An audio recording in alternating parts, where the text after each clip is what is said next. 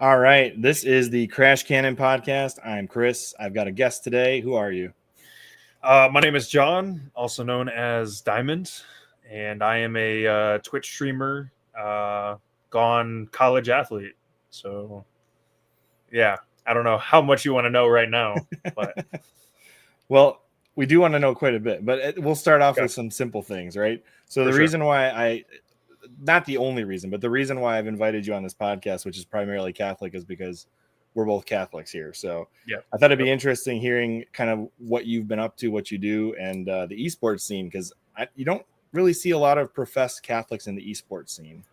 Yeah. So that is kind of a different thing. The only other Catholic streamer in gaming that I've met is John Blevins, another John. Okay. So, Yeah. he's pretty cool too. He goes by Bearded Blevins on Twitch. Yep. Yep. Um, so not too many. Can't Right. say I've met very many of them IRL. So how did you get started in esports? Like what led you there? Yeah. Esports. So let's see here. So I've probably been. I think I just checked my followage. I'm pretty sure I have been streaming on Twitch for 9 years now. And so Wow. I'm 23 right now. And so I was probably streaming when I was like 13, 14 years old. I started playing video games, and you probably never heard of this video game before, but I actually like one of my first video games was called Team Fortress 2. I I've don't know heard if of you've that. heard. Okay, Yes, yeah. I have heard of that. Team Fortress 2 was the game that got me into gaming, and I don't know. I love that game so much. I would play it. I think I built my first PC when I was about 13 to 14. That's pretty Um, impressive. That's yeah. No, I kind of just got hooked on computers really early in my life.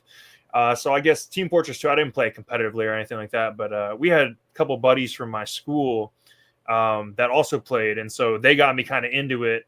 Shout out Jacek and Luke, but those two got me into Team Fortress 2, and then from there, I think I kind of branched off. I played a little bit of. I think what got my stream really going was I actually played Roblox growing up, and Roblox is just an interesting platform because back then it is nothing compared to what it is now. Like what it is now is just there's so much random stuff on there, right? Back then it was just like really old game engines and you were playing super simple games. And so I kind of built a following on that, kind of just playing just competitive games on Roblox for the most part. And then I think after that Fortnite came out. And that's when I kind of like actually started, getting into esports and whatnot. So I got into Fortnite pretty early. I think I got in literally like right when the game launched. I started grinding and whatnot.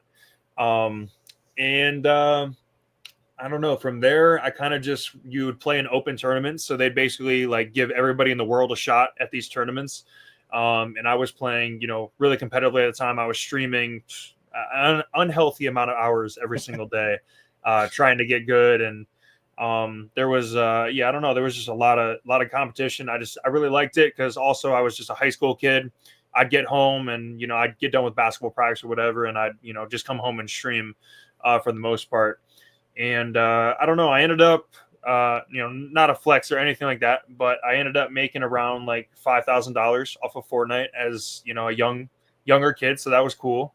Kind of just making my first earnings in the space, right? And then I think after I played in a couple tournaments and whatnot, and then I started going to LAN tournaments. I don't know. You're familiar with LAN tournaments? I'm assuming. It's like locally connected PCs. Yeah. So I actually traveled to Anaheim, in California. Literally California. That's Yeah, neat. yeah. Traveled to Cali, and I played in a Fortnite tournament up there. And this was like a tournament that I really needed to make. I needed to make money on in order to come up positive because my trip was expensive, flight and Airbnb and all that stuff. So Sure. it was like a $500 minimum if you qualified for playoffs. And then after that, like it just incremented exponentially, like 1,500, 2,500. It just, it was going to pay off my trip if I just made playoffs. And I think in that final tournament, I was four places off qualifying for playoffs. And it was the most devastating, most devastated I've ever been in my life. And I was super frustrated. And I actually, I quit Fortnite after that. It was kind of just my last hurrah or whatever. And then Valorant ended up coming out literally like a couple weeks later or something like that. So I was like, all right. I was like, let me give this Valorant thing a shot. A new game popping, whatever. I love the game. It was very unique. I don't know how familiar you are with Valorant. Isn't it kind of more of a Team Fortress style game? Or Yeah, no? it's kind of like Team Fortress a little bit, but I don't know if you've heard of Counter-Strike as well. Yep. So Counter-Strike, it's more like Counter-Strike, but with abilities, right? Kind of like Overwatch, but yeah, a little bit more of like a first-person shooter. And I don't know, just the uniqueness of it, and kind of just it was something new, it was something fresh that nobody had really done before, which was like the same thing as Fortnite, which is why I thought Fortnite was so fascinating.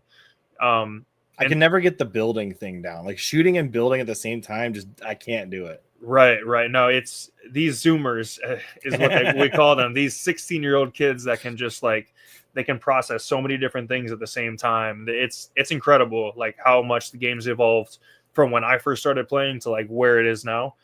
It's really impressive. But yeah, so Valorant, I ended up playing, and I got really good. I got the highest rank in the game. In the first, like, they go by acts. So basically it's like act 1, act 2, act 3. That's like a period of like 60 days or something like that. You get to like climb the ranks. And I got the highest rank, and I think the first or second act. And then, long story short, you probably don't know this, but I ended up moving to California for about 4 to 5 months in order to pursue video games like full time, like take it really seriously. I was able to room with a buddy of mine. Shout out to Tree. And he basically just kind of helped me out with my whole streaming thing. I was again streaming an unhealthy amount of time, but I ended up getting to the #1 spot in the nation. So I was the #1 player in Valorant in the nation for about a week. I'd say about a week before finally I started losing some games, and so we started, going down a little bit. But that was definitely a peak. That was even a peak week though. In video games, a week is like a year. It's like you're on top forever for that week. It feels it literally felt like I'll be honest. I was playing 12 hours a day at that time. Just it was unhealthy amount of video games. I'm not gonna lie. But also like I'll probably get into it more in the podcast, but it was definitely like a dark time for me because I was still going to church on Sundays, but like I was definitely not, putting aside time for the Lord at all. Like it was kind of just video games, go to church on Sunday, get back right into it. Right. Yeah. So it was definitely a little bit of a dark time for me because I just like, I was in one mode constantly. I was always tired. I was starting to get a little depressed, like when things weren't going my way, but also at the same time, it was like the peak of my streaming career. Like I was averaging really high viewer counts. I think one stream, I think I was averaging like 500 viewers or something like that. That's a lot. Yeah. It was when I was at my peak in the game, but yeah, little things like that. And then slowly but surely, I ended up coming home for a wedding for one of my cousins.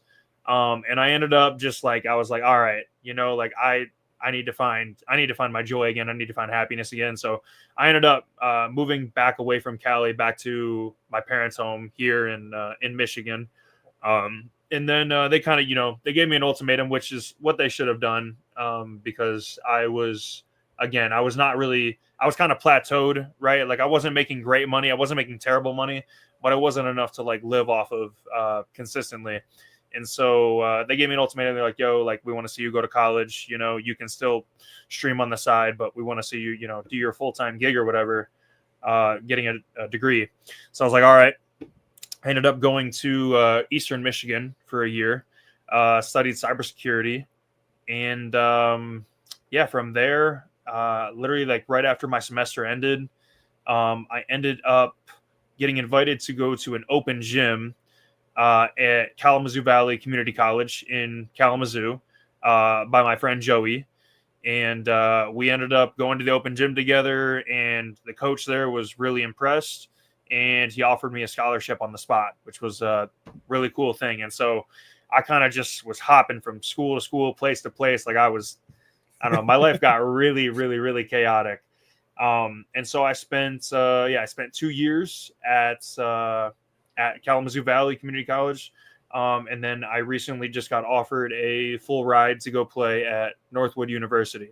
So that is where I'm at now. I'm studying cybersecurity, and I'm hoping to potentially get my master's later down the line. So yeah, that's the Spark Notes version.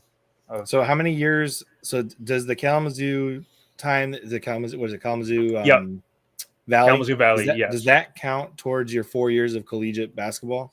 Yes, it does, but there's a caveat or just a thing that they added in recently with a court ruling. So you're only allowed to play 2 years of JUCO, which was what I was playing. And so yeah. So that's why I transferred from Kalamazoo Valley. So I played my 2 years of JUCO. So I'm playing Division II right now. And if down the line, if say I had a really good season and some D1 interests sparked up, they would give me 1 more year of eligibility to play D1 after my final year of eligibility. So technically I have 2 more years left right now, this year and next year. But if I was to go D1, they would give me an additional year. So I'd get 3 more years technically. So the NCAA system's a little bit... It's funky. It's funky for sure. They, like I said, they just put this court ruling in like this summer, I want to say. So I don't know. The world's changing right now, and I'm sure we're going to get into it. But like NIL and all this stuff is the transfer portal. It's crazy right now, for sure. So. The only reason I asked that question is because when I was going to U of M Dearborn, right? So not really like a D1. I mean, a D1 connected school because it's connected to U of M Ann Arbor, but I played like a rec sport for the university for 1 season and found out that actually goes against your eligibility. I was like, what? Really? Yeah. I don't know how they managed to make that fit, but allegedly, because I played a sport for a like certified sport with the university, like it counted towards my eligibility somehow. I don't remember how that all worked out, but it was weird. I did not know that. That's very interesting. It may not still be that way. I mean, this was like over a decade ago, but right. No, I mean, like I said, they're changing the rules constantly. It feels like, because some other kid got granted like he had some unique thing where he played 2 years of JUCO and they basically didn't count either of the years of JUCO against him. So he got 4 more years of eligibility just for doing nothing. So I don't know. It's an interesting system for sure. You think cybersecurity is the right route for you, though, given your computer's background? So growing up, I actually really wanted to do programming. I wanted to program video games. And I quickly realized, so I made a mistake in community college back when I was at Monroe County Middle College getting my associate's degree. I took 4 different programming languages at the same time. And it was the worst decision I've ever made in a college classroom. So I was doing Python, Java, C, and some other just base code. And I was working C# or C++. It might have been C#. It might have been C#. Yeah, so long ago. But so one class was Android, like you making Android apps. So like an Android emulator is what you had. Another one you were coding like Connect 4. Another one you were doing something for like you were making a website or something like that, like some HTML and CSS kind of stuff. And then the 4th one, I don't even remember. But it was so much that I mentally was broken because I was doing 4 different projects at the same time. I'm transferring languages. I'm thinking of different syntaxes. And I was just like, okay. I was like, this is just the base level stuff. And I'm like struggling with it. So I was like, okay, I need to step back from this. Like, I like doing it, but I'm not reciprocating it right now. Like, it was just stressing me out. And I realized quickly that coding is a very stressful definitely job can to have. Yeah. If things are not going your way or whatever. So I looked at different routes, and cybersecurity kind of just popped out because I had a couple of friends also who are studying cybersecurity. And they were basically just telling me like, it's a somewhat high stress job, but at the same time, it's doable, and it pays well right now because there's so many jobs. There's so many jobs open right now. It's insane. and it's the one thing that AI is not going to take over, because you need cybersecurity to combat AI. Yeah. So it's like it's one of those Right. fields that's like you're not gonna just lose your job, overnight due to somebody developing some crazy AI bot or whatever. But I also like experimented, like, I was thinking about, like, the AI is like really fascinating, but also I'm hearing a lot of bad things, and I'm seeing a lot of bad things that AI is kind of developing into. Like, I don't know if I could probably send you this later, but there's like many different like theories that like AI is going to be like the Antichrist and like things of that there's nature. theories about that. The thing is like no machine or code or program can actually be sentient. It's impossible. The more I dig into it, the more I believe that's true. So if you were to come across some type of code that seemed to be on the verge of sentience of some sort, you could probably assume that's demonic. You probably just assume right out that's probably bad entities in there, that kind of a thing. 100%. I definitely agree. Definitely agree. And as far as I'm aware, like when you go even step through the Bible, any of the idols that like were bad were probably of that type of nature. You know what I mean? Yeah. No, I like it 100% doesn't agree. surprise me that anything evil would use that in a way that would be evil. Right. I don't know. It's just there's so many. Like I said, some of these videos obviously can be faked because AI can fake anything nowadays. They but got fake Pope Leo accounts on YouTube. No, like, I know. Nonsense. I'm literally like, I'm seeing all of these random things just hop on my timeline, and it's like it's getting to a thin line to where you can barely tell things are like different. It's crazy. And I think honestly, I think it'll have more of a negative impact on our society than a positive one, in all honesty. But I think the world is just so they're just so fascinated by like how quickly you can just get an essay written up for you, or you can just get an answer to a question, or all of these things. And I even I've been talking to some of my friends, like some of my friends were asking like biblical questions, not biblical questions, but like questions about things that they should do in their life to an AI chatbot. And I'm like, y'all, like, you guys just got to go to God. You got to go to God, man. Like you can't go to an AI chatbot and expect it to solve your problems. Like choosing a college, right? Like, shout out to Yai, but Yai looked up a chatbot to determine which college she should go to. And I'm like, Yai, like, which choice God is telling you to go to. This AI chatbot is not going to give you, the answer you're looking for, right? In your heart where you're supposed to be going. And then, she ultimately came to the right decision. So it's just like, it's scary though. It's scary though, because our generation is so fascinated by, just the uprise of it, I guess, Yeah, I mean, technically, you are not a millennial. You're a Zoomer. You're a Gen Z, right? Technically. No, I'm technically a millennial, I think. 02, baby? Nope. Past 2000 is not millennials anymore. Is that right? That's right. I'm a Zoomer. Gen Z goes from like 2000 to, I believe, like either 2015 or 2020, depending on who you talk to. Really? I mean, there are like some in-betweeners. Like, so you're on that cusp where you could like kind of fit either group. But I think firmly you are past the cutoff for millennials. Oh, yeah. It says I'm Gen Z.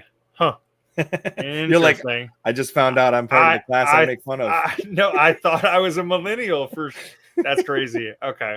I'm Gen Z. Nice. All right. Yeah, you got to be I think pre-2000 is like, there are zero people who believe past 2000 is a millennial still. Okay. Some people cut millennials off at like 95. And I'm like, I don't know about that. That's kind of crazy. Okay. See, I'm 1992. I'm firmly in the millennial camp. Okay. Nice. No, I'd rather associate myself with the millennials, but it's cool. It's cool. I don't know. There's some pretty interesting Zoomers out there. There's a couple of Zoomer podcasts that I'm friends with, and there's some pretty, dare I say, based takes in the Zoomer camp. Oh boy. So we're locking in here. Okay. Yeah. No, I hear you. That's great. No, I get Gen Z lingo from my brother-in-law because he's about the same age you are ish. Okay. Gotcha. So Gotcha. I've got a little bit of the Gen Z lingo, not a lot, Nice. a little bit. Nice. But Nice. Yeah. No, my little brother will teach me all these new things that are. he's probably next gen. Well, not quite. Not quite. Not quite. Yeah, I don't know. He's 15, so Yeah, he's close then. maybe. I don't know No, he's what they probably not classify Gen. that He's as. probably like towards the middle to the end of Gen Z then. Yeah, yeah. Because he's he'd be post 2010, right?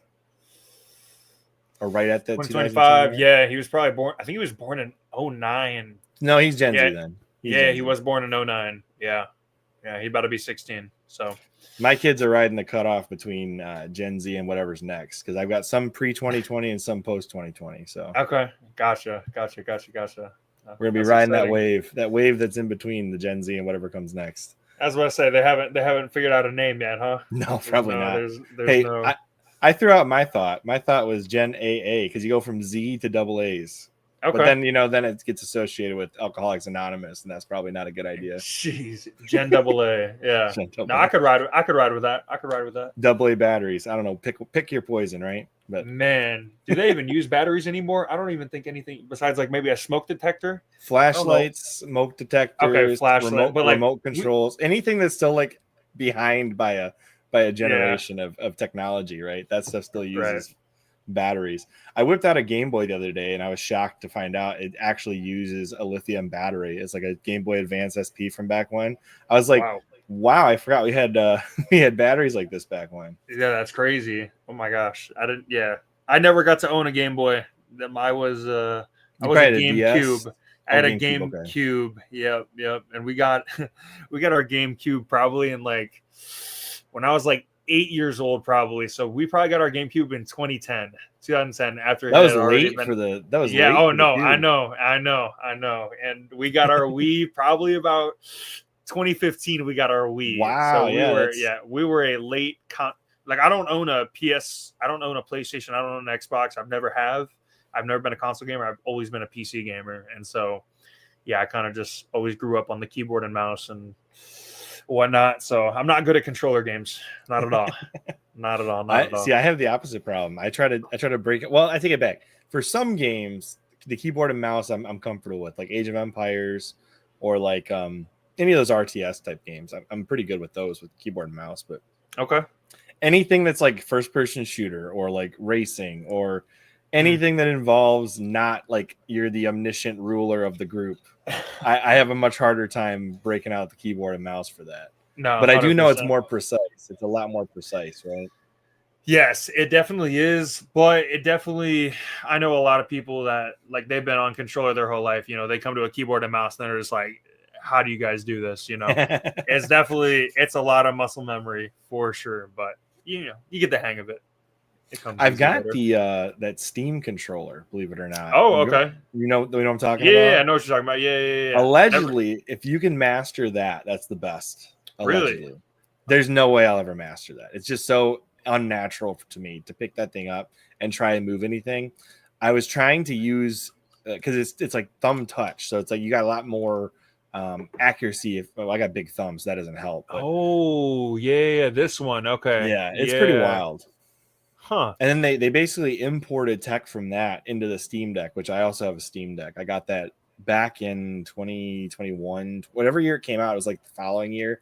I was like on the middle of the list somewhere, so I had to wait a year for that. But it's a neat system. Like if I'm gonna play handheld, that's what I usually use.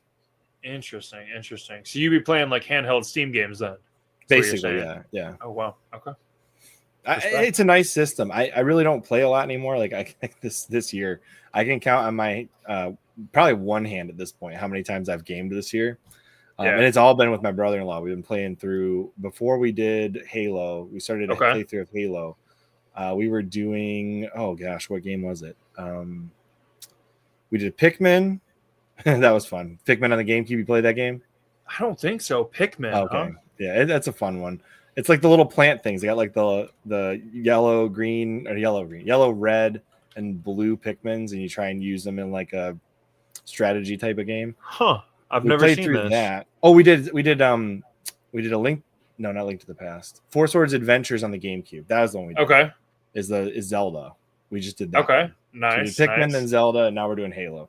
But like I said, maybe 5 times all year, maybe 10 at max. Yeah. But okay. That's the cool. last time we That's did it, cool. we were streaming on Rumble and we got a $2 donation. He's like, play 5 more minutes. And I was like, we could do that. That's awesome. That's awesome. Do you use like an emulator or do you use an actual like GameCube? For the GameCube games, I have an actual GameCube. I've got Gotcha. I probably got the most expensive way to stream the GameCube that you could possibly come up with. Is that because right? I have so now we're getting into like the deep details of gaming here, but there's a cord that Nintendo produced. It is a component cable. They only sold it online, and it was only available for like the first 2 years of the GameCube. So like, the GameCube came out in I think 2003. And so like from 2003 to 2005, if you logged on to the Nintendo online shop in North America, you could order this cable. Wow. Not many people were ordering things online in 2002 to 2005. No, definitely not. So there's like only between 200 to 1,000 of these cables available at any given time on like if you go to buy one. I magically wound up with one through some stupidity of my own, buying one on eBay on accident. That's a whole different story. But I have one, so I was like, all right, well, I'm going to use it. So it broadcasts the GameCube from what usually is either 240p or 480i up to 480p. So it's like a pseudo HD. Nice. And it looks very pretty, like compared to what the GameCube normally does. Right. No, that's what's up. That's what's up. So mine actually converts from that cable to an HDMI signal to my Elgato capture card. Oh, nice. Okay. Very cool. Very cool. Yeah. I had this like idea I was going to stream at one point in time, and I never really ended up doing a lot with it. Gotcha. Yeah, no, I mean, I respect that. I mean, I'm trying to think if there's any other way you could really even stream from a GameCube, unless you're using like an emulator, like a GameCube emulator. Like you could do it with a PC. You got a high enough end PC, you could do it. There's a program called Dolphin, and as long as you're using games you actually own, as long as you own them, you can stream legitimately using that. But cool. The GameCube to the capture card definitely is, in my opinion, the most clean way to do it because you don't have to worry about emulation artifacts or anything like that. Right. And I spent a lot of time perfecting how that setup looks. So, like, if you ever check out the Pikmin stream, that's from my actual GameCube. Nice. That's the way. And the Four Swords Adventure, that was also from my actual GameCube. Cool. I also stupidly invested in one of those 3DS streaming kits, so I could stream from a Nintendo 3DS, even though like there's no actual video output on the thing. That was stupid. That was a bad choice to buy. I've never streamed from it. Hey, you never know though. You never know. Maybe your kids are gonna grow up. Yeah, maybe your kids grow up and they're like, let's play some 3DS games. Maybe it's possible. So you primarily stream Valorant still, right? When you do.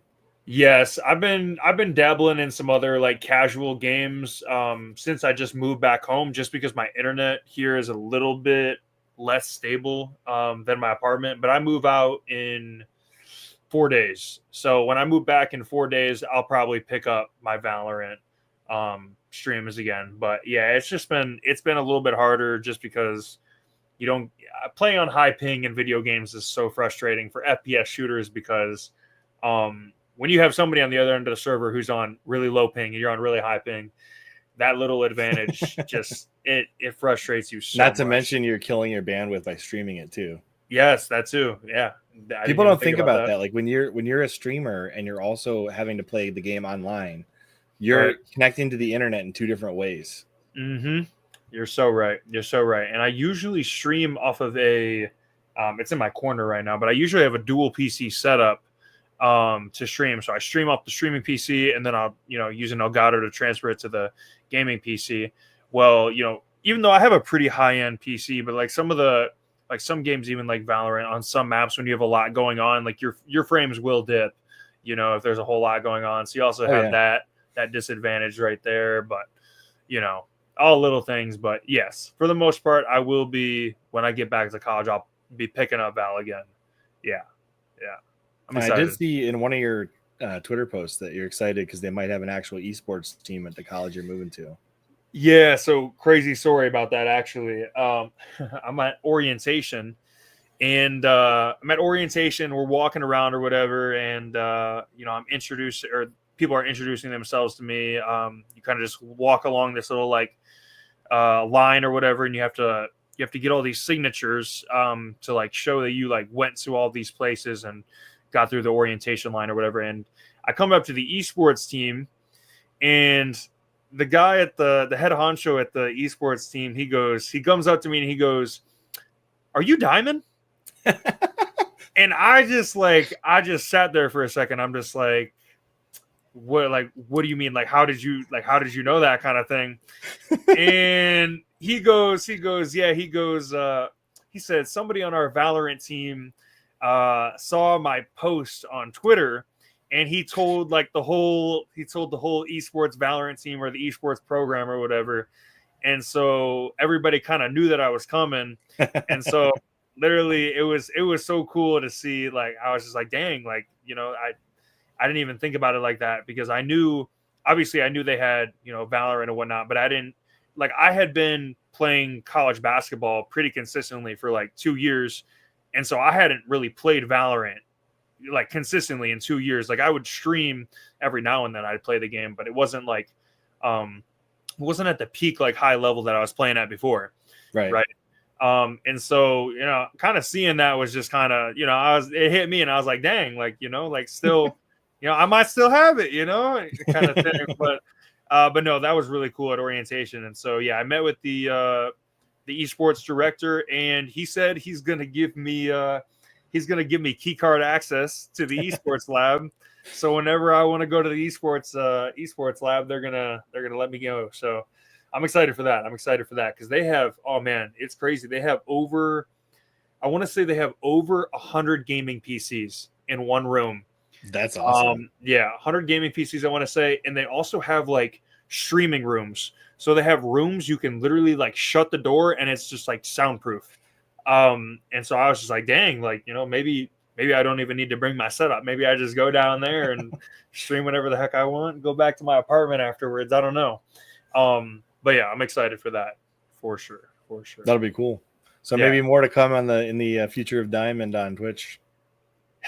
There's a chance that if I got back up to par, there's a chance they would use me as a sub for one of their teams. So, you know, I'm not saying anything now, right? Obviously, like I haven't played the game very consistently in the past, like I said, 2 years, but you know, there's a chance you'll see me on an esports stage if everything happens to go wrong for the, you know, main roster or whatever. But yeah. So we'll see. But what you're a lot more excited about is the basketball, right? Mm-hmm. So basically you walked on to Kalamazoo Valley, essentially. Technically, yeah. So it was basically kind of like a walk on, but also ended up being a scholarship in the end. So yeah, like I said, so when I said I didn't mean like walk on like the standard version of a walk on, but like you like went to the gym, did the tryout, and then they're like, yeah, we want you. You can dunk, you know, like let's take this guy. Right. So yeah, so I'll give some little known fact: this guy dunks. Okay, let's just put thank you. Yeah, I know I might look small in the chair. I know. I promise. But no, so Joey, I think you know Joey, right? Joey Lidl. Yeah. And so Joey, I think I've met him once. Okay, yeah. So Joey was he had just, I want to say he left Detroit Mercy like a year before that, and he wasn't sure if he wanted to play basketball anymore. And then they all play basketball. Your whole family, their whole family. You guys are all good basketball players. Sports gurus, yeah, for sure. Yeah, you guys like mop the floor when I show up to play. Yeah, just like it's always a good time. Around me. It's always a good time. Yeah, we got to get that Lectio group back up and going again, because that'd be fun to keep playing. Was your brother running that? I thought it was Ben Lidl. Ben was running that? I never made it to the actual Lexio basketball meetup. Oh, okay. Gotcha. But we should definitely talk about that later in this podcast. Yeah, definitely. But yeah, so Joey was kind of scavenging around because I think he had the itch to play again after Detroit Mercy. And so our head high school coach recommended him Kalamazoo Valley because he used to coach there. Assistant coach there. Yeah. And so so Joey ends up talking to the coach or whatever, and he's like, yeah, he's like, I got a tall guy who hasn't played basketball in the last 2 to 3 years since high school, but he's just looking for something. And so we traveled like 2.5 hours that day, just go to this random open gym. And we show up and we both ended up playing. We played really well. And the coach had already offered him a scholarship, I think, prior to that. And so, literally just on the spot, he's like, we want you to come here. And so he offered me a scholarship, and then literally, like, this was really late in the summer too. So I had to like get all this stuff together. I had to get my apartment together. I had to get classes enrolled. I hadn't been in school in like 2 to 3. It would have been 2 years. I took 2 gap years after high school to play video games full time.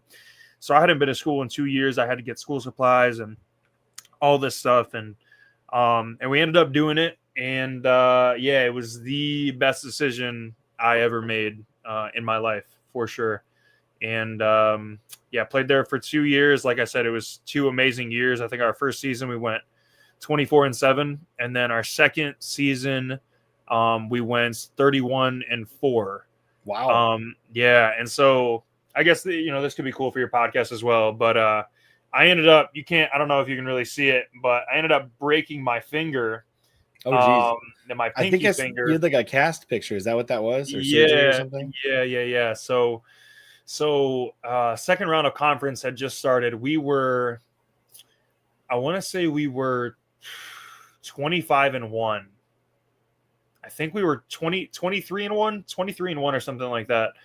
And we were getting second round of conference, and some guy went for a loose ball with me, and he landed on my finger. Oof. And it snapped clean in half on the spot. Yeah. It was bad. And I was devastated because second round of conference, that we were 6 games away from playing in the regional tournament and then the national tournament after that. And snapped it clean in half. And so basically, I ended up going to the urgent care, that the only one that was open within, it was like, I don't know, it felt like it was a half an hour away or something like that. It was late at night after our game. It was probably 10:30 or something like that. And I went to the urgent care and talked to the doctor. And all I remember is he did x-rays or whatever. And it was probably midnight before I finally heard back from this doctor. I'm just sitting there in that urgent care forever, waiting for results. And he comes to me at that midnight, and he goes, yeah, I'm sorry to say, it's like clean broken. Like, there is nothing we can really do about it. You're going to need surgery. And he said there is no chance you will play again the rest of the season. And my heart literally just sunk in my chest because we were having such a good year. I was getting a lot of looks. I was getting looked at by Tennessee Tech, D1 down in Tennessee. I had some interest from like Detroit Mercy and Eastern, but Tennessee Tech was the main one that I really thought I was going to go to. And after I got injured, the Tennessee Tech coach stopped talking to me altogether. So that was, it was devastating. But I just remember that night, like, that was the first time I had cried in a long time. I was just in my car, just like bawling, man. I was bawling because I thought everything just felt like it was taken away in that moment. And, I ended up talking to my parents, and my parents were like, you need to go get another doctor's opinion. And I was like, okay. And so I go to another doctor the next day. And this other doctor says the same thing, says, yeah, it's clean broke. He's like, there's no chance that you're going to play the rest of the season. And I'm just like, I'm so out of hope at this point. And my trainer, who was actually a very integral part in my faith journey this past year, she recommended me a third doctor that was in our insurance, or covered by our insurance. And I went and saw this doctor. And she said, yeah, she's like, there is almost no chance that you will play again this season, but I'm not going to say impossible. And I was like, okay. I was like, that was the first good news that I've heard in a minute.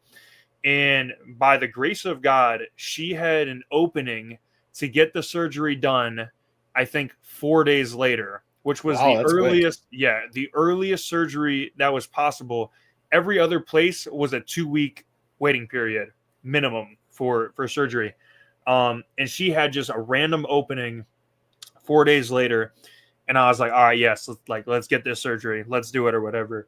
And she performed the surgery. The surgery went really well and everything was good.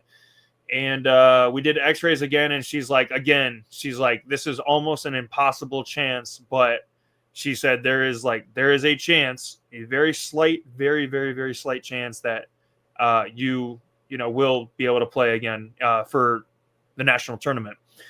And so we passed by, about 3 weeks go by, and still, it's still hurting me. I'm still in a splint, and I can't practice, can't do nothing like that. I'm not cleared for any of that. And I end up, this is about the time that Lent started. And so for my Lenten, I didn't give up anything for Lent this year. Instead, I did a daily mass routine, which was my thing that I was giving or doing. And so I started going to daily mass, and I was approached by this older gentleman named Michael, and his opening line to me was, "What are you doing here? This mass is for old people." And so that was his opening line to me. And after that, we just started chatting it up and whatnot. I kind of told him about my situation. The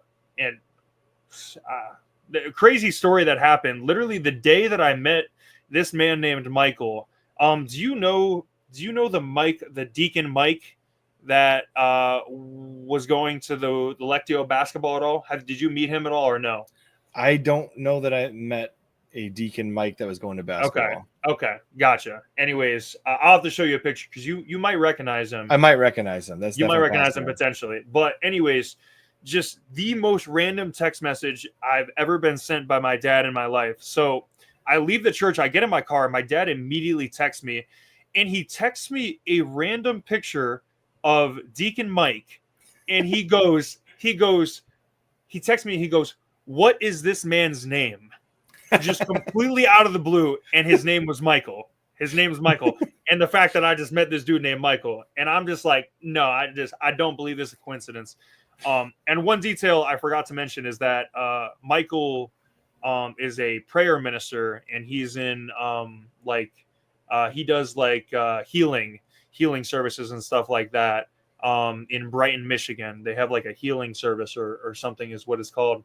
And he prayed over my pinky a day before I was to go visit the doctor to see if I was going to get cleared to play or not. And so he ended up praying over my pinky, and he's like, let me know what happens at daily mass tomorrow, what she says.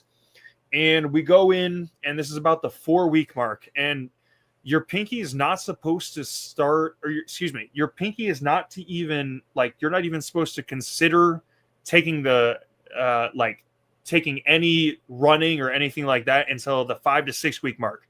We're at the 4-week mark, and she gets x-rays or whatever, and she goes, "I cannot believe this, but your pinky is almost 100% healed at the 4-week mark."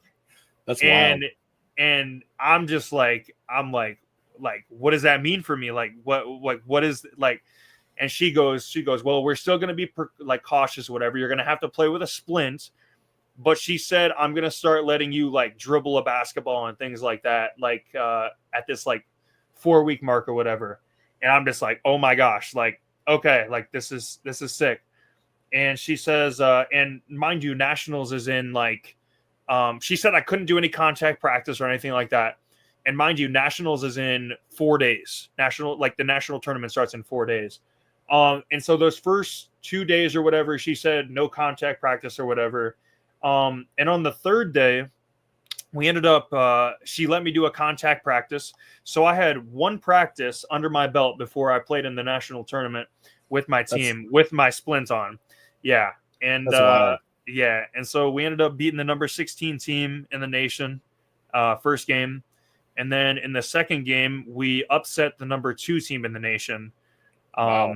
Yeah, and so we made it to the Final Four for the first time in school history. We ended up losing in the Final Four to the team who ended up winning it all. They were a solid team.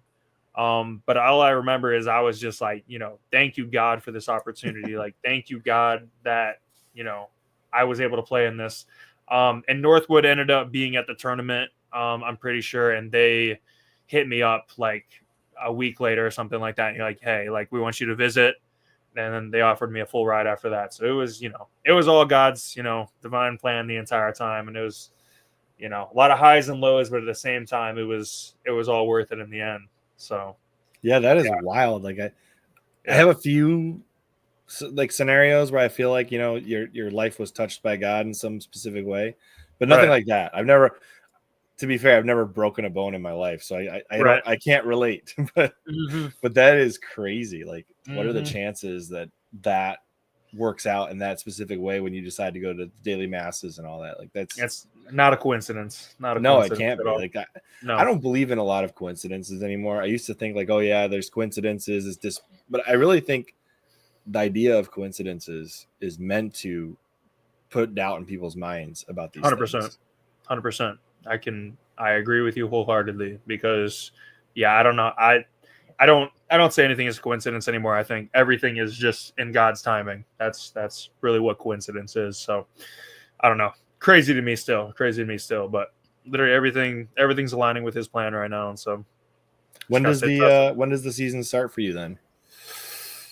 Great question. Our schedule just came out not too long ago, but I know we start practices the 28th, I think we're allowed to start practicing of August. So in about 10 days. So I need to, I gotta get some running in tomorrow and make sure I'm getting back into peak shape. But yeah, we start soon. It's coming up. So is your finger at all like bent weird now? I don't know if you can see it, but it looks like it's got a little bit of a curve. Yes, a little bit of a curve compared to my other one. Yep. But at the same time, it's still, it works. I can still do. I can do everyday tasks. I can do all that. It's just a little, looks a little crooked. So, I'm all right with that. I'll live with that. So. It's better than what one of my relatives did to their pinky. What's that? He got. Okay, this story does not get any names. I'll just put it that way. It's just going to be a story about an individual related to me in some way, shape, or form. But he got his glove, the glove of his, the pinky finger of his glove stuck in a pistol somehow. Oh my gosh. And accidentally shot his pinky off. Oh my gosh. Yeah. And so his pinky is missing like that part. So it's like a shorter pinky. But it's still a pinky though. Yeah, he still got a pinky. It still works. Oh my gosh. Okay. To a degree. I mean, you get like one bend instead of two, but that's okay. No, the pinkies in my family do very poorly apparently because another one of my relatives got it spun off in some kind of a steel mill machine. Yeah, so two relatives have had issues with that. So jeez, yikes! Nah, that's scary to even think about. So I'll take your situation every day over those. 100%. I'm blessed. 100%. Can still dribble a basketball with my left hand. So yeah. Now, are you right or left-handed? I am right-handed. So I was able to during that time, I was able to get one-handed shots up for the most part. But they wouldn't even let me for the first 3 weeks. They wouldn't even let me run or anything like that because apparently sweat and stuff like that can get into the deep wounds and then infect it and all of this crap. Oh my gosh, let me tell you, you said you haven't broken a bone before. Let me tell you, the worst part about breaking a bone is having to put a bag over your cast. You have to put a rubber band over it and you have to hang it outside of the shower while you shower. So you're showering with one hand, your cast is over top of the shower curtain.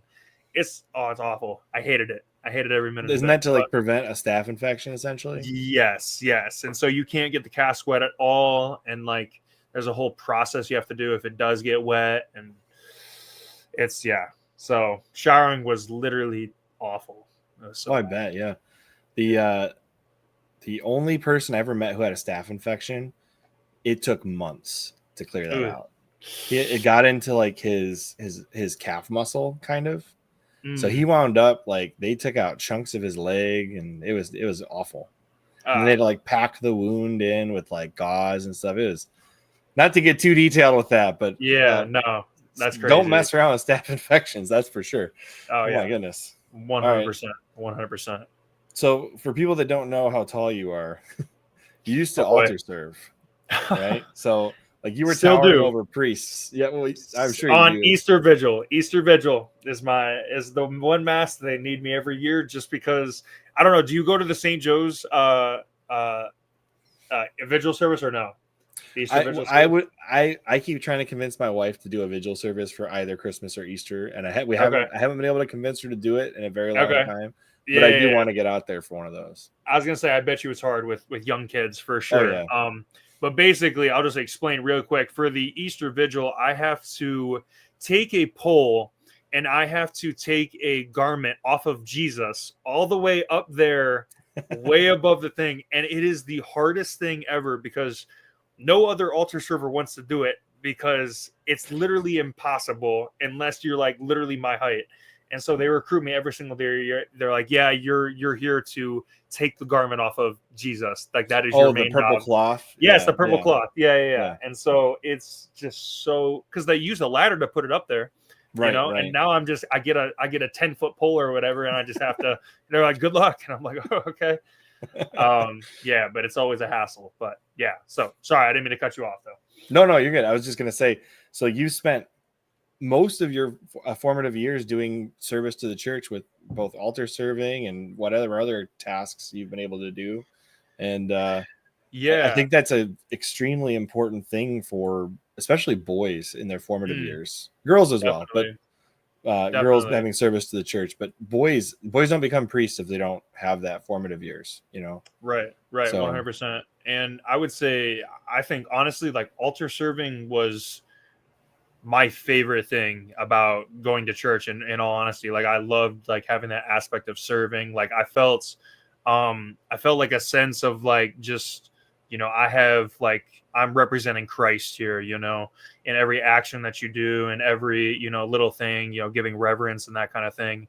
I like my little brother, he altar serves right now, and he does an excellent job. I don't know if I'd say it to his face, right? I don't want to inflate his ego. He's probably listening in the other room right now. But he does a really good job, just kind of like organizing people, making sure everybody's doing, the right task and whatnot.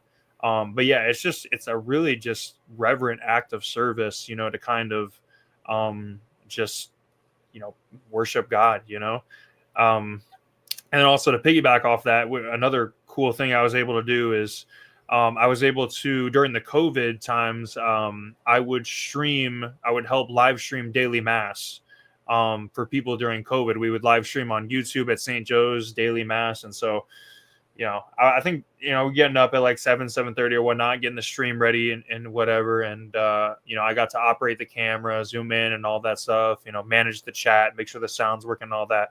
And even little things like that kind of just, it felt good, because, we're showing Christ to our community, and we're helping people to kind of get back into church again, after the whole COVID era and whatnot. Yeah. And so I don't know, I really enjoyed doing that, in all honesty. But yeah, acts of service, 100% would highly recommend.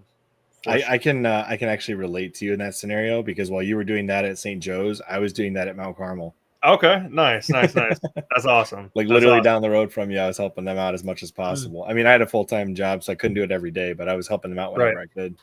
That's awesome. Yeah, it was a rough patch for sure, but probably the nicest thing about streaming was, you still got to receive communion. Oh yeah. No, that was cool. Huge bonus.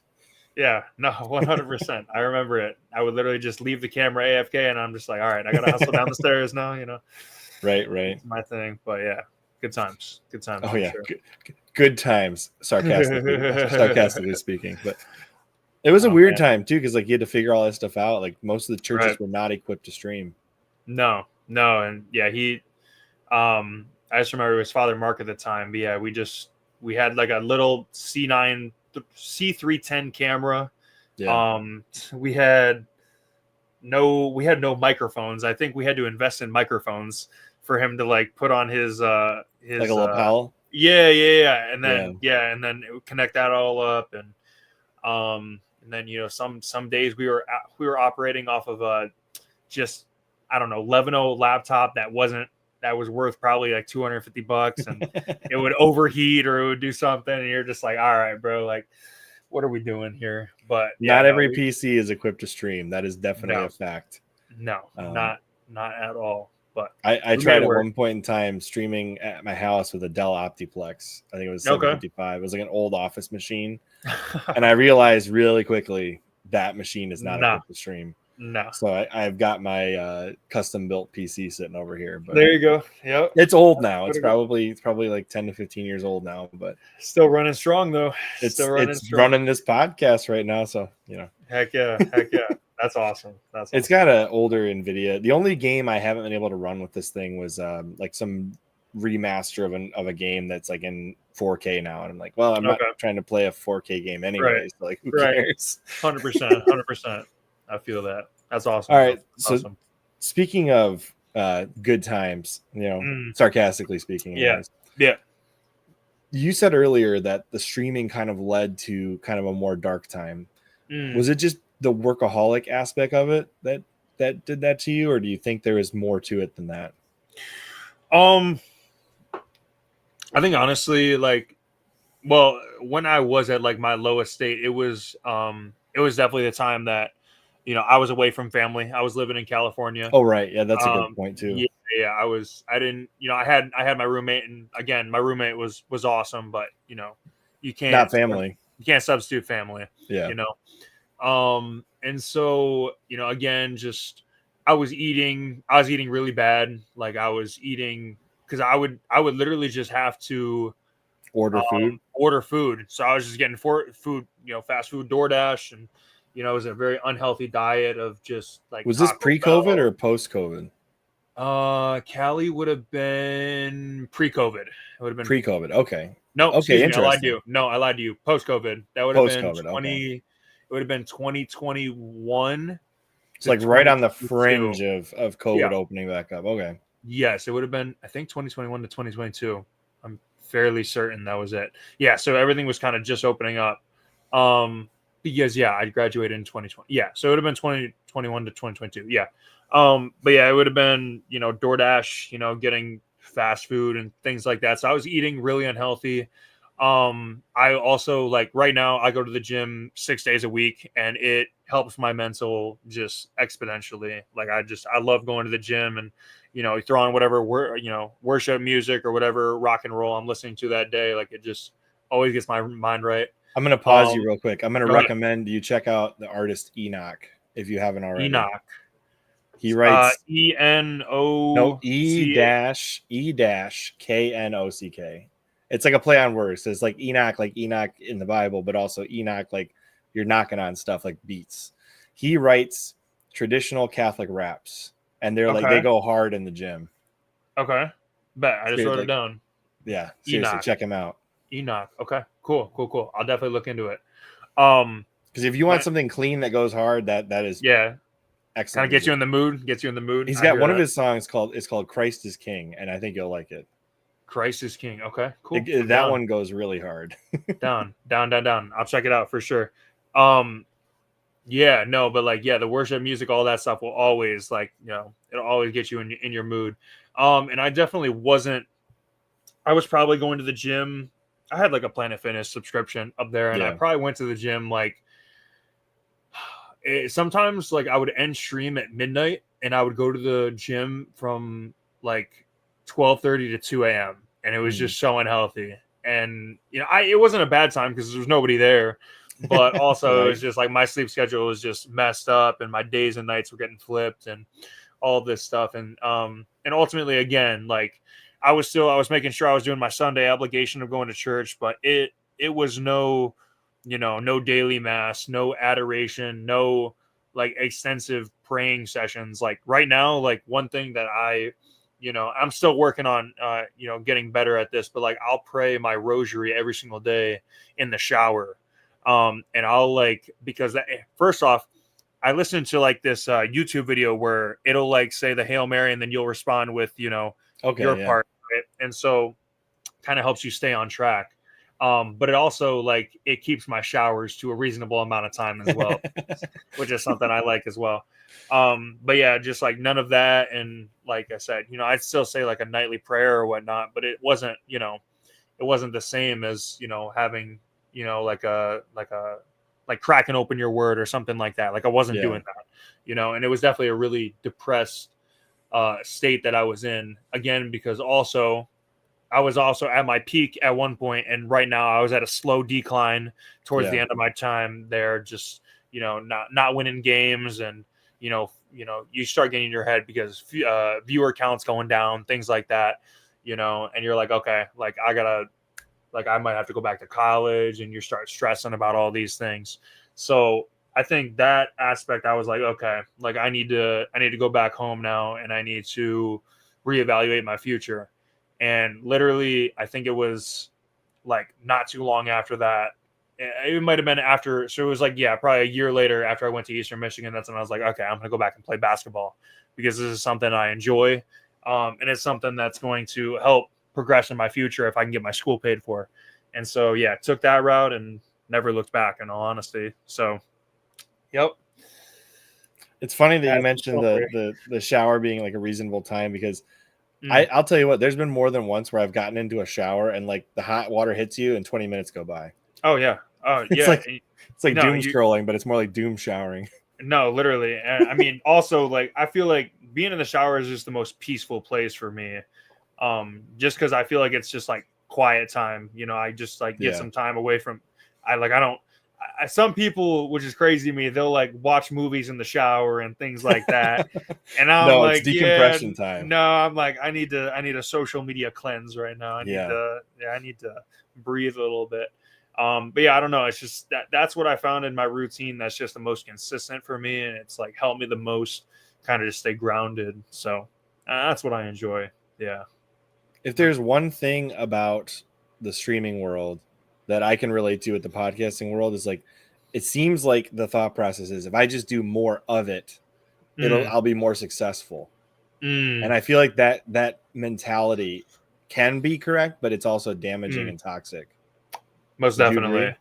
I would most definitely agree. And here's the thing as well. And this is something, which is also kind of a reason that in the gaming world, they say the word fall off when you were at your peak, and then, you started going downhill. But I love what you're doing, like multi-streaming on different platforms. Like that's like really good, because that helps you network to like so many different places. But like right now, the biggest way to grow podcasts, grow streams, and all of that is short-term media, like TikTok clips, like less 15-second clips, like, because these 15-second clips is what will get people hooked, right? You do it, you say an interesting something, 15 seconds, they're like, okay, like that was interesting, right? They're gonna click on your page, they're gonna go to the next one, right? The thing with me is that I would stream just like 10 hours at a time, and I wouldn't put any clips out or anything like that. It's like nobody wants to sit through a 10-hour stream the entire time, right? They want to see the highs, they want to see the lows, right? Those little things. And that's what they're kind of getting hooked on, right? So I would say the whole less is more thing is sometimes, it's also sometimes better, because if you're just putting like, just one clip on TikTok, one clip on YouTube Reels, something like that a day, and you're getting a lot of views on that, that's going to bring views to your stream. So yes, I would agree with you on that comment. But there's definitely a point where if you're streaming for that long, there's a breaking point where things don't get better at some point in that stream. Like, so like if you're really good and focused for like 3 hours, like you might practice offline on top of your streaming, but there's definitely a peak. And if you go past that point with the longer streams, I feel like you don't get better. You just kind of sit the same spot. 100%. I definitely. And eventually, like, you're just deadpan looking at a screen, not realizing what you're even doing anymore. Yeah, no. And I think another big thing is what I realize is like breaks are really important. Breaks to eat good food, breaks to walk around, breaks to drink water, like those things. Also, when I was in Cali, I didn't even mention this.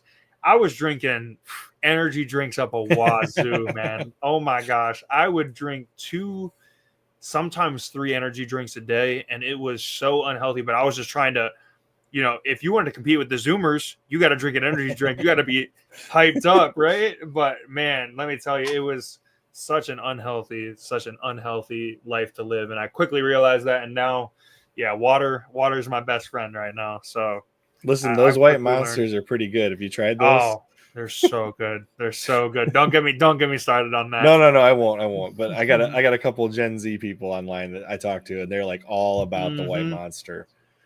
They are very into the white monster. So good. Tastes so post good. workout regimens with the white monster sitting next to it all the time. It's like become the white monster. I'm like the pre-workout thing. Yeah, no, for sure. It's good times. It's funny how much food and drinks can affect your health. Oh my gosh. Or even just like your mental health. Because like just eating poorly for a few days, your brain is all out of whack. Oh man, I could not agree more. And I didn't realize that until I started playing basketball again, and it realized like how much eating unhealthy affects your stamina, affects your mood, affects your game. I mean, shoot, if I ate a crappy meal like I don't know, like a Taco Bell an hour before a conditioning practice, like you're dying. You're dead out there. Like you're not going to make it. And I quickly realized that, and I'm like, all right, I got to be eating protein. I got to be eating carbs, things like that, and not just fast food every single day. And so once I kind of realized that, then my mood started, getting better and playing, longer periods of time, all that good stuff. So yeah, I quickly realized that a couple of years after. So yeah. All right. So what would you recommend to other people wanting to get into basketball in like a collegiate level? What would you recommend that they do? Do they need to start younger, older? Doesn't matter. Just the training. How would they get there? That's a great question. And this is probably not what the answer you were expecting, but one thing after high school, well, the reason I quit high school basketball after we ended up my senior year, we made it to the Breslin Center, which is the Final Four of high school, where we lost to the eventual state champs. But at that time, I was 6'7", 180 pounds. I was a twig. Okay. Yeah. And I didn't take weightlifting seriously at all because I was going home and I was streaming video games. Like that was it. I didn't have time to improve my game. I didn't have time to improve my game or lift weights or run or anything like that. I was literally just coming home and streaming. And after high school, literally in that 2-year period, after the 1-year period of Cali, after I got back home, I started taking weightlifting a lot more serious, and I started taking my my diet a whole lot serious. And that year, I was eating 250 grams of protein a day and I was trying to eat 5,000 calories every single day. That was my goal every single day. And bulking up? Yes, I was just worried about bulking. And I went from 6'7", 180 to I ended up gaining 3 inches. I grew 3 inches after high school. Yeah. So I went from 6'7" to about 6'9", 6'10". And then I gained right now I weigh about 245. So I gained about 65 pounds after high school. And a lot of that is attested to weightlifting.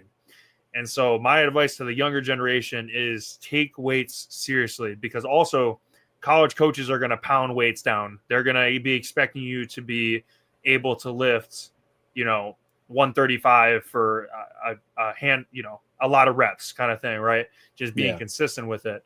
And again, that's something I never took serious as a kid, and I regret it because it would have helped me probably get some offers out of high school if I really wanted to play basketball at that time, which I didn't because I was pursuing video games, obviously.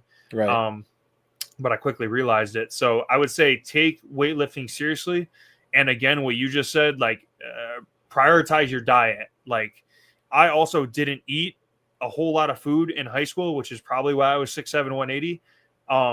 Like prioritize your diet, prioritize eating well, and prioritize eating like minimum 3 meals a day is what I would recommend as a young fella, because that is how you're gonna gain weight consistently. You're gonna grow. So yes, weightlifting. That's my big thing. Now, how does a collegiate athlete who's not injured fit their prayer life and their faith into the schedule? Is it difficult for you now? I like that. It's a good question. So, every single day, this is a regimen I've been trying to just keep consistent with. Is you always open with prayer before you look at your phone. So you always, thank God for waking you up. Thank God for anything that's about to happen or anything is going to happen today, any plans you have, yada, yada, yada. And then I also, and somebody from Kalamazoo actually recommended this to me, is you always start your day with the Our Father. And I questioned that. I was like, so Our Father, like, why the Our Father only? And it's because the words, give us this day our daily bread. And when she said that to me, I was like, dang. So like, we're giving up this day, right? Our daily bread, and we're giving it up to God, right? And so that's why I started saying every morning, like, we'll start with prayer, start with an Our Father, and then you can go about your day, right? So you started your day with prayer.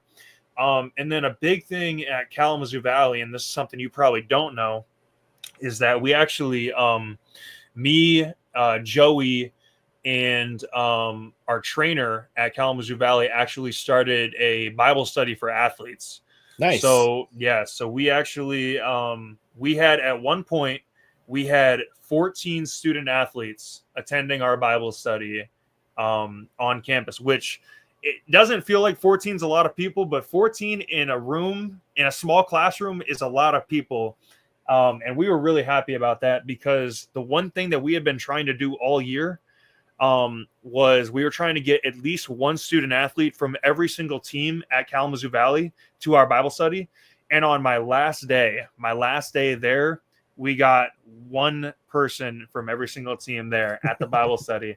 And I was like, dang, like, this is what it's all about right here. And so we would do Bible study. We would do it like during our lunch breaks usually. So like during our lunch breaks, we'd all gather or something like that. And we would do like an hour-long Bible study at the school. And we would do that twice a week. And we would almost always do a Bible study before game days. So before game days, we'd meet like for an hour or something like that. And we'd always like, go over a Bible verse before game days, because it helped us mentally prepare for, the challenge ahead. And so one thing I'd recommend definitely to college athletes is find a local Bible study, start a Bible study, or explore clubs at your college, because I guarantee you somebody has started a Bible study. Even at this public university that I'm going to, Northwood, they have a Bible study that I will be reaching out to, and hopefully getting some meeting times for that when the semester starts. So find a Bible study, find like-minded people that will motivate you to want to grow in your relationship with Christ, because the thing that was really hard for a lot of our student athletes is a lot of them were like, I'm scared. I don't know if I want to talk at a Bible study, yada, yada, yada.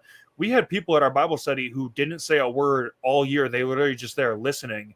And that was totally fine, because everybody's in a different space in their spiritual journey, right?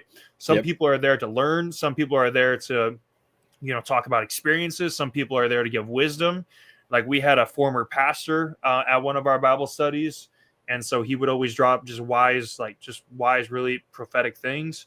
And so everybody's at a different spot in their journey. And the worst mistake you want to make is, let me try to do this on my own. Let me try to do this Bible study on my own.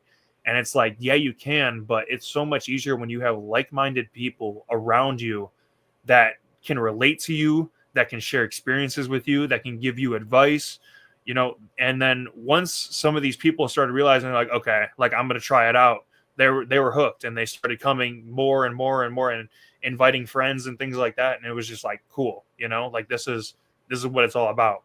And so, yeah, the main thing I'd recommend is saying, find a Bible study group, find a like-minded group of individuals that will motivate you and bring you closer to Christ. So, and definitely explore if there's a Newman Center nearby too, because a lot of colleges will have one. Okay. What's a Newman Center? John Henry Newman, I believe it's associated with St. John Henry Newman, but it's basically like the idea that you bring the church to universities. Like MSU has a Newman Center. I would bet Eastern probably has one. Even UVM Dearborn, where I went, they had a Newman Center. Usually they're off campus a little ways. Some of them are integrated with the campus, which is nice, but most of them are off campus a little ways. And it's almost always at the more public universities. Because, like, obviously, as far as campus ministry goes, if you have a Catholic university, they're going to be on site at the university. Definitely. But for like the more public ones, they'll have like like for example, Father Mike Schmitz. He is I believe he's a Newman Center, but he's like the campus ministry for one of the Minnesota universities, and they have an off-site building that he lives at, and that is their center for like meeting up with Catholics on the university. So if you can find like a Newman Center or something adjacent to one, you'll find Catholics on campus.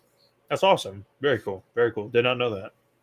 Like it. Yeah, I didn't either. It wasn't until I was graduating college that I was in my senior design project. And one of the guys in that project I discovered was also Catholic. And I was like, in my journey of reversion back to the church at that time, he's like, oh yeah, I go to the Newman Center for mass every day at like, I don't know, it's the 7 a.m. or something. I was like, what? They have daily mass like near campus? He's like, yeah, it's just happen to skip this way, that way. And then midway through the senior design project, he's like, and by the way, I'm going to the Holy Land. I hope that's okay. I'll be back in a week. Oh my gosh. I was like, wow. So he missed a week of senior design. And it was fine. We were able to get far enough ahead in our senior design project that it wasn't a big deal, but just kind of a funny thing, you know, you meet, you never know who you're going to meet or how they're going to impact your life. But that was a good relationship I had with, I won't say his last name, but Simon. He was a cool dude. Very cool. Very cool. Very cool. Love that. I love that. All right. Is there, let's see here. We talked about the esports. Do you think that video games inherently can lead people away from the church, or do you think that video games in moderation are fine? Or does it depend on the genre and the style? Like where are you at with video games in the church? I don't. I know the addiction aspect of it can be a bad deal. Yeah. I would say I can't think of any video games like off the top of my head that would be just considered, you know, blasphemous to the church kind of thing. There are certainly some Japanese games. Definitely. 100%. 100%. No, you know what I'm talking about. I know exactly what you're talking about. Yes, those for sure. But I can't think of any like that are played in like everyday, you know, society that would be, you know, blasphemous. Because honestly, like because I play a first person shooter game doesn't mean I want to go shoot, you know, anyone, right? Like it's not. I think people get way too like they do. Yeah, no, I don't disagree with that. There was a certain priest that one time told me sometimes it's nice to shoot things, but keep it in the video games. Yeah, no, that's real. That's real. Like I think that you couldn't be more accurate about that. But no, I think I agree with you. I think the addiction aspect, and again, I would say I was definitely addicted. And that definitely, like I said, it hindered my relationship with Christ 100%. And again, like I would not go back to the life of, you know, playing video games for 12 hours a day and just having no life. Like I think that is addiction. I think that will ultimately hinder, you know, your relationship with Christ. But I think other than that, just like playing a couple hours a day, I don't see any issue with it. And I don't think it's blasphemous or anything like that. And I think honestly, sometimes it can be, you know, beneficial. If you are like, you know, maybe you do start a random conversation with someone, you know, about Christ, and then that's a seed planted, you know, you never know what can happen, you know? So I'd say it's okay. Yeah. We had a discussion. It's funny that you say that because we had a discussion with, hopefully it's okay that I say this, but John Blevins had a discussion about what he called pre-evangelization. It's where like, you're not specifically evangelizing, but you're there talking to people about their questions. So like, if you just happen to be streaming video games in a setting like what you do, and people start asking you questions about faith, and you can kind of lead them to the answers that they're searching for, that can be considered a version of evangelization where they're not looking for it, but they found it. Right. Right. No, it's cool you said that, because I was actually like on stream one time, and one of my buddy who has been he's been doing an excellent job in his walk with Christ. He kind of just randomly, like, he didn't know I was streaming, and he just joined my Discord, and he's like, "Yo," he's like, I don't know what he said. He's like, "Yo, I just finished like the book of John or whatever," and he's just like, like, it was really good. I learned so and so, so and so, and so and so. And one of my other buddies joined online who isn't like a religious, guy or anything like that. And he heard me like talking with my friend about it, and he's like, "Oh," he's like, "John, I didn't know you were, I didn't know you like read the Bible like that." And I was like, "Yeah, like I've been, trying to work on it in the past, year or two now." And he's like, "Oh, that's really cool," And that little seed right there, you never know what it will amount to later on. Just a little simple conversation like that. Somebody is just like, "Okay, I want to know what he's, all this hype's about, kind of thing." So I don't know. I think honestly it can help for the better more than for the worst in certain circumstances. So yeah, like if you're just doing streams and people are asking you about faith-based questions, I think you can do a lot of what's I'm trying to say this in a kind of a funny way. Like you could do a lot of damage to the demonic in their life by just telling them about Christ. Right. Like I literally had 2 viewers come into my stream today, and they both just repeated my title. They were like, "Christ is King, Christ is King," and I'm just like, "Amen, like, amen, boy, yeah, that's awesome." Exactly. Yeah. What would you say is the best game to get into streaming right now? If somebody wants to do it, what should they stream? Is Fortnite still king?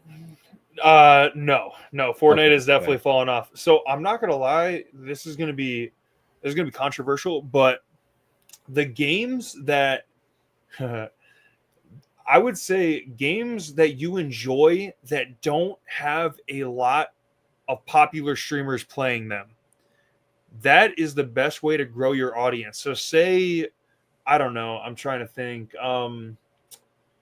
like I'll just use Roblox for example. Like Roblox helped me build my viewer base so well in the like beginning when I was like really young, like 13 to 14, because like Roblox was not a highly streamed game. Like nobody really streamed Roblox, but yet there were millions of people playing Roblox, right? No big streamers were playing Roblox, nothing like that. And so when you would go on Twitch and you stream Roblox and you just get a couple people watching, you're already up higher on the list than majority of people who are streaming a popular game, and they're nowhere to be found because the popular streamers are taking up all the viewers. So I would say find a game that you enjoy that isn't, like the most popular right now personally. And I would say that's the best way to kind of grow a viewer base to try to get your stream started up for the most part. So I'd say, I don't know, find like an old timer game or something like that people still enjoy playing, but nobody's really streaming it anymore. That's what I would say. And definitely look for a market that's not saturated. Because sometimes even if there's just 2 streamers doing that particular series, I've noticed no one else can break into that group. Right. Because they've got the 100%. Whole market essentially. Like for example, I don't know if you've ever heard of the series Fire Emblem. I tried to break into that with streaming at one point, but there's 2 extremely big Fire Emblem streamers, and they have the whole market cornered. Yeah. So yeah, like that's the kind of thing I'm talking about. Like if it's a niche thing and there's 2 people that are huge, you're probably going to have a harder time breaking into it. Right. 100%. Or I would say a big thing is brand new games, right, that have potential. Yeah. Get good at those games early, because if you can have in your title like top 100 player or things like that, like people want to watch good players. Like, yeah. And then if they realize you have a personality as well, then you're just like, you're in the good, golden. You're in the clear. Yeah. So, yeah, those are my 2 recommendations for sure. All right. Should we discuss the profile pic on your Twitch or no? Yeah, go ahead. I forgot. I realized we weren't live when we were talking about that. Yeah. So, it's an interesting picture. Yeah. So my profile picture. Okay, I'm guilty. I know about clips and I know about like what Tokyo Ghoul is, but I have not watched Tokyo Ghoul, the anime. That is what my profile is about. I was actually looking up, as you can see by my setup, I have like a red and black theme kind of with the soundproofing up here. You can kind of see. But I literally just looked up red and black anime profile picture, and I said, okay, this Tokyo Ghoul one looks cool. I selected that, and then the rest was history. And so I don't know. I dabble in anime. I love like some good animes I recommend would be like Solo Leveling, like Attack on Titan. Like there's some really good animes like Hunter x Hunter, good stuff. But I have not watched Tokyo Ghoul, so I'm guilty of fraud in that sense. But yeah, that is the profile picture of mine. Yes. Well, I will say this: once you select a profile picture on any particular, whatever you're building your platform on, you're kind of stuck. You got to stick with that picture. Exactly. Because people will recognize your logo and they will go see that, right? Like, Absolutely. for example, a friend of, I'll say internet acquaintance of mine that I've talked to more than once, Eckhart's Ladder, made his picture the Doge on literally the Doge. And so he's stuck with it. Like nobody would recognize him if he changed his profile picture from the Doge. That's too funny. That's like that kind of stuff. Like, so right. Just anytime you're like memeing into existence a YouTube channel or like whatever, just be deliberate about your profile picture because you're probably stuck with it. You're probably stuck with it. Yeah. 100% guilty as charged there. Yeah. All right. Anything else? Any other advice you want to give to the people who are watching the stream? All 25. Oh, Haley's in there. What's up, Haley? Heck yeah. Any advice? I don't know. I've been my family has been we've been going to daily mass still. I pretty much try to make it there every single day. But just starting your day with Jesus is definitely a very good start to your day always. So I would recommend it. Usually the masses aren't very long, half an hour, 45 minutes. 20 to 45 minutes, depending. Yeah, I was going to say. So I definitely recommend it if you have the time, you're not working or anything like that. It's a good start to your day. And it kind of just, gets you ready, for whatever, whatever challenges you're going to face the rest of the day. And it kind of just gets you in the right headspace. So I definitely recommend that again. Or if you just want to try it for Lent again, the next year or whatever. Again, it was really spiritually empowering for me. And it helped me grow in my faith. But don't neglect the word. Try to get into your Bible as often as you can. You never know what random verse you can open up to one day, and it'll just be like, "Yep, I needed that." So I'd basically just say those two things for sure. One other thing, since you mentioned Roblox, I was going to bring this up earlier and I forgot. There was a mini game on Roblox at one point in time. I don't know if it's still there, but it was celebrating the traditional Latin Mass in Roblox. Really? Yes. Oh my gosh, that's so cool. I wonder if it's still on there. Roblox church. I think they actually got in trouble for doing it for some reason. I don't know what it was, but something about it was not acceptable for the Roblox terms of service for some reason. Okay. So eventually I think they just stopped doing it, but they were doing like a daily Roblox traditional Latin Mass in-game streaming it. Wow. That's so cool. That's so cool. And I'm gonna piggyback off that. I've literally seen like some games are like worship nights. Like they'll have worship nights in Roblox where you can like sit down in a concert and literally just listen to worship music. And you'll see the lyrics like on the Roblox back screen and stuff like that. And I'm like, okay, like, we're getting somewhere. So yeah, it's crazy the things they're coming up with now. It's wild. Yeah, I definitely think using gaming and that stuff as an evangelization tool, it's still new. And some people are doing it and some people are doing it well. And I think other people should try it. Definitely. Yeah. I would highly recommend. All right. Well, is there anything else? I know you haven't eaten dinner yet. Is there anything else that we should talk about before we call it? I can't think of anything. We hit a lot of I hit a lot of the topics I wanted to bring up. I just wanted to bring up the finger story and the thing about just getting prayed over at daily mass. That was the big thing for me, and I'm glad we got to discuss pretty much everything I wanted to talk about. So I thought this was really cool, by the way. Yeah, I enjoy having lots of different people on, and I've been wanting to get you on. Even on my old podcast, I was thinking like that would be a good set because I used to do the gaming podcast for a while there. And now I'm doing this, and you kind of fit both worlds for me. So I'm glad we finally got you on. Yeah, no, I appreciate you having me. I really enjoyed this. It was a really good time. Appreciate it. All right. Well, if in the future I can come up with a good reason for us to talk again, I will. We'll do it again. All right. Hey, sounds good. Maybe I'll see Maybe you we'll get at an update on your basketball season, maybe. Something yeah, like yeah, that. yeah. No, we'll figure something out for sure, for sure. All right. All right. Thank you, Chris. I appreciate it. I'm going to hit the end stream and it's going to roll the outro. So, all right. Good seeing y'all. Good seeing you.